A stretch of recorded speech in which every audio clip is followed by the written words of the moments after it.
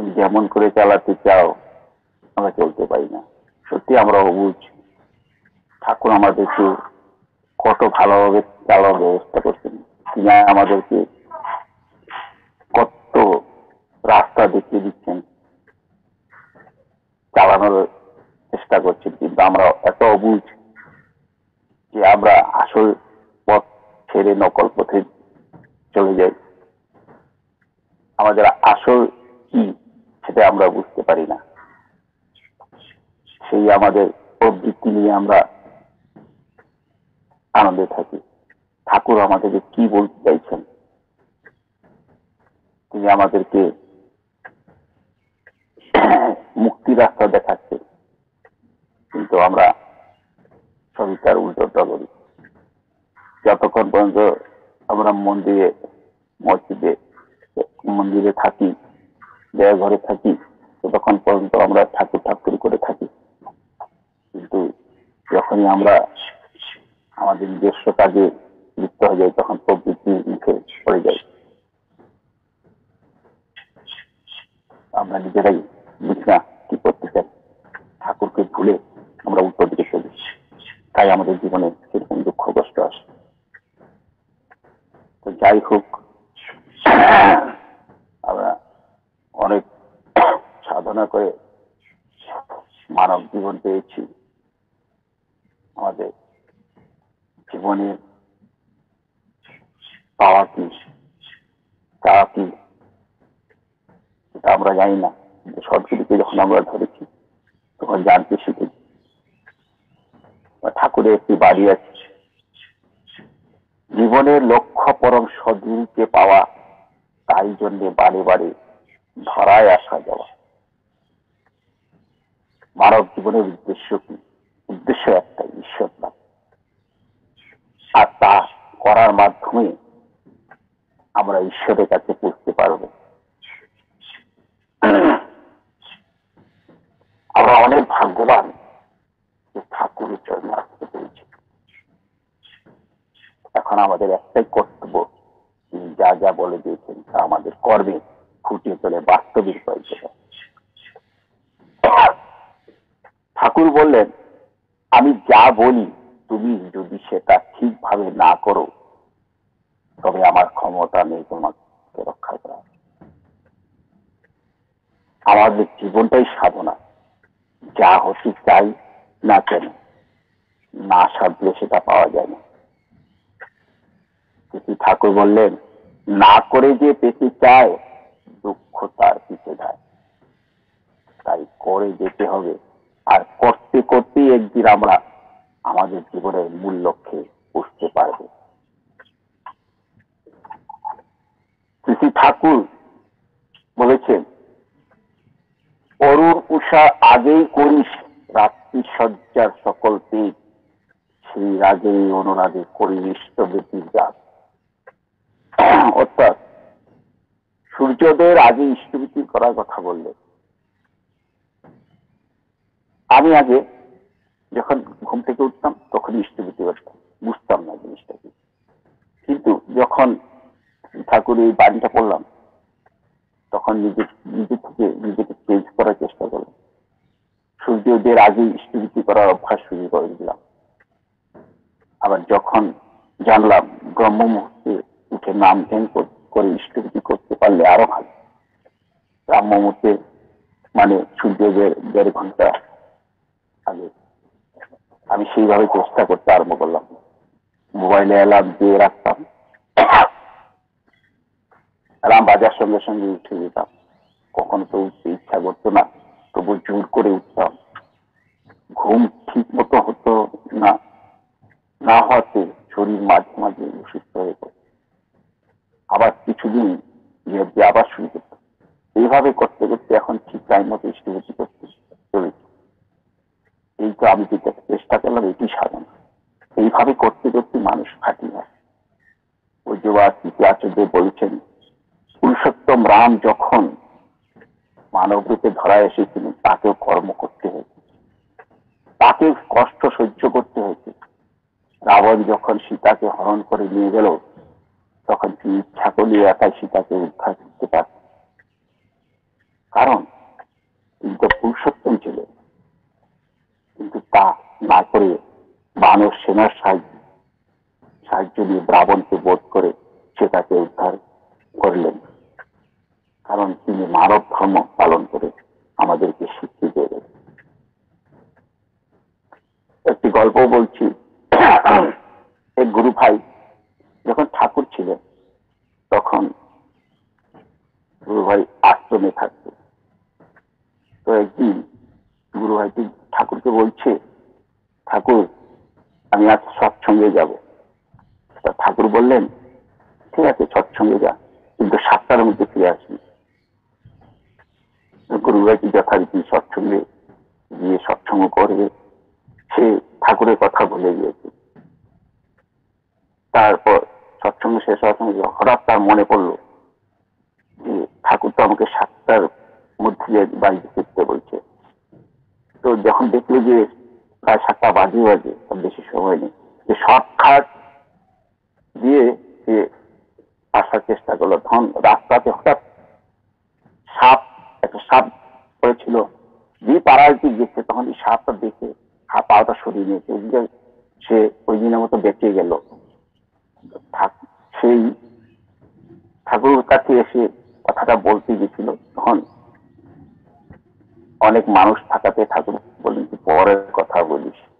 তারপর যখন মানুষ চলে গেল তখন সে ঠাকুর তাকে বললেন, মনিরে আমি তোকে বাঁচাইনি, তোর কর্মই তোকে বাঁচিয়েছে। তুই যে করিস, ঠাকুরের কাজ করিস, সেটি তোকে বাঁচিয়ে।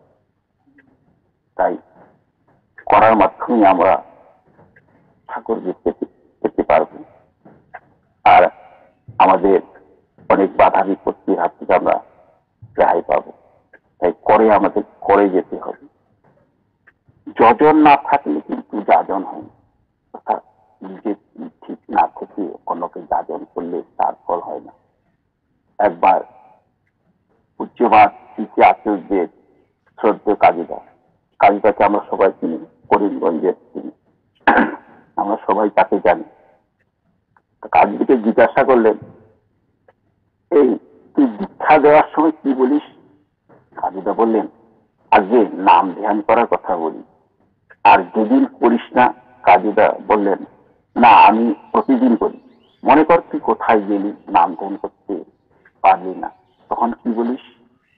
কাজীদা বললেন, কেন নাম ধ্যান করার কথা বলি? সেই দিন তোর কথা কাজে লাগবে না, অর্থাৎ ভালো ফল হবে না।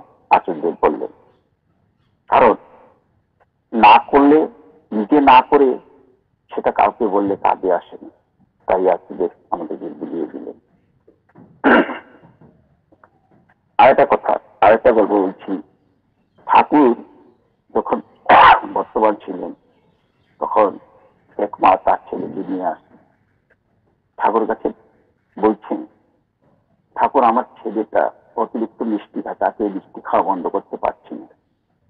ঠাকুর বললেন, ঠিক আছে তুই আমাকে 7 দিন পর আমার কাছে নিয়ে আসবি।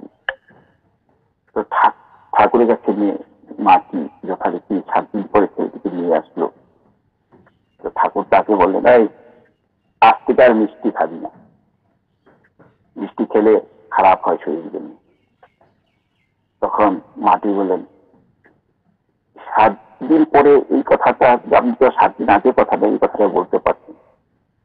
তখন ঠাকুর বললেন, আমিও মিষ্টি খুব ভালোবাসি, আমিও মিষ্টি খুব খেতাম, কিন্তু আমি যদি মিষ্টি খেয়ে তাকে বলি মিষ্টি খাওয়া বন্ধ করতে, সে কি বন্ধ করতো?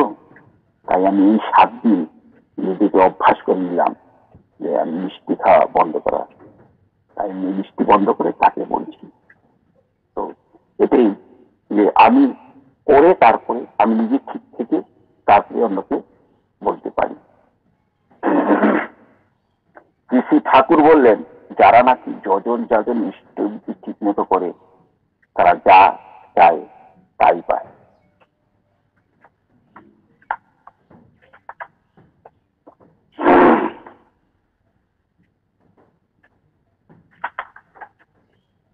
আমি কিছুদিন আগে দেওঘর গিয়ে আসলাম। দেওঘরে তারাদা আমাদের কয়েকজনকে নিয়ে আচার্যদের কাছে নিয়ে গিয়েছিলেন। তো আচার্য বললেন, আমার কিছু কথা আছে তোমাদের সাথে, আমি তোমরা বর্দা বাড়িতে যাও, পবিত্রকে আমি বলে দিয়েছি। তখন আমরা সবাই মিলে পবিত্রার কাছে গেলাম বর্দা বাড়িতে। তখন তিনি কথা বললেন, আমি আপনাদের কাছে শেয়ার করছি। তিনি প্রথমে জিজ্ঞাসা করলেন, ডিপি ওয়াশ কত পার্সেন্ট হয়েছে? তা আমরা যে যার এরিয়া হিসাবে বলল, কিন্তু তাতে তিনি খুশি হলেন না, বললেন আরো বাড়াতে হবে। এটা শুনে তিনি বললেন পার্সেন্টেজ আরো বাড়াতে হবে। ছেলেরা তো বাড়ির অন্দর মহলে যেতে পারে না, কিন্তু মেয়েরা চেষ্টা করে সেটা পারে। তাই মায়েরা যদি 4-5 জন করে গ্রুপ করে ডিপি ওয়াশ করেন তাহলে ভালো হয়। কারণ বাড়ির মায়েরাই হলো মেন। তাদেরকে যদি কনভিন্স করা যায়, উদ্বুদ্ধ করা যায় ঠাকুরের কাছে, তাহলে সেই পরিবারটি আরো সুন্দর হয়ে উঠবে। দ্বিতীয়ত কথা বললেন, মানুষকে মন্দিরমুখী নয় ঠাকুরমুখী করতে বললেন। কারণ যিনি মন্দিরে থাকেন, হয়তো তাই তিনি বললেন যে মন্দিরে আসা যাওয়া করার কথা। তখন ওই লোকটি মন্দিরে আসা যাওয়া করবে, তখন ওই যে লোকটি যে বলছিল সে তো মানুষ, তারও ভুল হতে পারে, তার ব্যবহার হয়তো সে কষ্ট পেতে পারে, তখন সে মন্দিরে আসা বন্ধ করে দিল। তাই তিনি বললেন যে ঠাকুরমুখী করে তুলতে, ঠাকুরের আদর্শে অনুপ্রাণিত করে তোলার জন্য। তারপর বললেন, যারা কাহারও নিন্দাতে কষ্ট পায় আবার কাহারও প্রশংসাতে খুশি হয়, আচার্য বললেন তাদের ভিতরে ঠাকুর থাকে না। যারা নিন্দাতে এবং প্রশংসাতে একই রকম ভাব পোষণ করেন তারাই ঠাকুরের। তারপরে বললেন, সৎসঙ্গ মাতৃসময় এগুলি এক একটি অনুষ্ঠান। যে কোনো অনুষ্ঠান করুন না কেন, বিপক্ষে তাকে বেশি গুরুত্ব দিতে বললেন। যেমন আবার একটি গল্প তিনি বললেন, যেমন একটি ছেলে কি মেয়ের বিবাহ হলো, তারা বউ হতে হিসেবে একটি অনুষ্ঠান করলো, আসলটা হলো দুই মনের মিল, তাদের ভিতরে ভালোবাসা গড়ে উঠবে, তা ওই অনুষ্ঠান মাধ্যমে বুঝে যাবে। তাই আমরা যদি যত অনুষ্ঠান করি না কেন, ঠাকুর যা চেয়েছেন যাতে তিনি খুশি হন, যা আদেশ করেছেন আমরা তাই করতে পারি। তারপর তিনি বলেন, কতগুলি কমপ্লেন আসতো আচার্যদের কাছে যে একটা এরিয়াতে 2টি উপযোজনা কেন্দ্র খোলা হয়েছে। তখন গুরু ভাইরা এসে কমপ্লেন করতো যে আমরা দ্বিধা বোধ করছি, আমরা কোন উপযোজনা কেন্দ্রতে আমাদের স্তুতি দেব। তখন আসলে বললেন, পরম পূজ্য আচার্য বললেন, তাদেরকে গিয়ে একটা গল্প বলবি। গল্পটি হলো এরকম যে 2টি মা আর একটি সন্তান, 2টি মাই ওই সন্তানটিকে নিজের বলে দাবি করছে। তখন এই ব্যাপারটি নিয়ে বিচারের জন্য রাজার কাছে গিয়ে নিয়ে যাওয়া হলো। বিচারে রাজামশাই রায় দিলেন যে ছেলেটিকে টেনে নিজে নিয়ে যেতে পারবে, ছেলে তার হয়ে যাবে। যথারীতি 2 মা ছেলেটির 2টি হাত ধরে টানাটানি শুরু করলো। আর তখন ছেলেটি ব্যথায় চিৎকার করতে লাগলো। ছেলেটি এই চিৎকার সহ্য করতে না পেরে 1 মা তার হাত ছেড়ে দিল। অন্য মাটি ছেলেটিকে নিজের বলে নিয়ে যেতে উদ্গ্রীব হলে তখন রাজামশাই মাটিকে আদেশ দিলেন এই ছেলেটিকে ওই মাটিতে দিয়ে দিতে। মাটি বললেন, কেন রাজামশাই, আপনি তো বিচার করে বললেন যে ছেলেটিকে নিজের দিকে দিতে নিয়ে যেতে পারবে, ছেলেটি তার হবে, তবে কেন এখন আবার ছেলেটিকে দিয়ে দিতে বলছেন? রাজামশাই বললেন, কারণ উনি ছেলেটির আসল মা কখনো ছেলের ব্যথা সহ্য করতে পারে না। তদ্রূপ যে প্রকৃত ঠাকুরকে ভালোবাসি সে কখনো ঠাকুরের কাছে কাজে দেখার সৃষ্টি করে না। এই শুনে এই যে ওই গুরু ভাই উপজেলা কেন্দ্র ছড়ায় নিলেন এবং অন্য গুরু ভাইটিকে সুযোগ করে দিলেন। তারপর আরেকটি কথা বললেন, আরেকটি গল্প বললেন। এক বিধবা মা যে ঠাকুর আশ্রমে আশ্রয় দিয়েছেন, একদিন ওই মাটিকে ঠাকুর কাপড় এনে দিলেন, বললেন যে কাপড়টি পরে আস।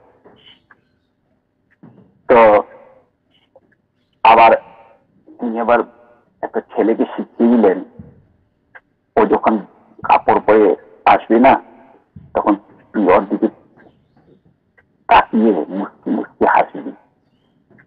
তো মাটি শাড়ি পরে ঠাকুরের সামনে আসার আগে ওই ছেলেটি তাকে দেখে মুসকি মুসকি হাসছে।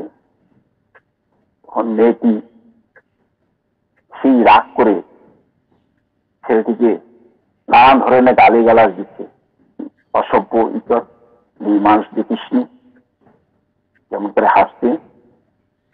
যখন মেয়েটি যখন ঠান্ডা হয়ে গেল, যখন সে শান্ত হলো, তখন ঠাকুর তাকে বলছে, এই তোকে এখানে কে রেখেছে? আপনি। তোকে খাওয়া কে দে? আপনি। তোকে কাপড় কে দিয়েছে? আপনি। তাহলে তুই তার দিয়ে কেন নজর করলি? তুই আমার দিকে নজর না রেখে তুই তার দিয়ে কেন নজর রাখলি?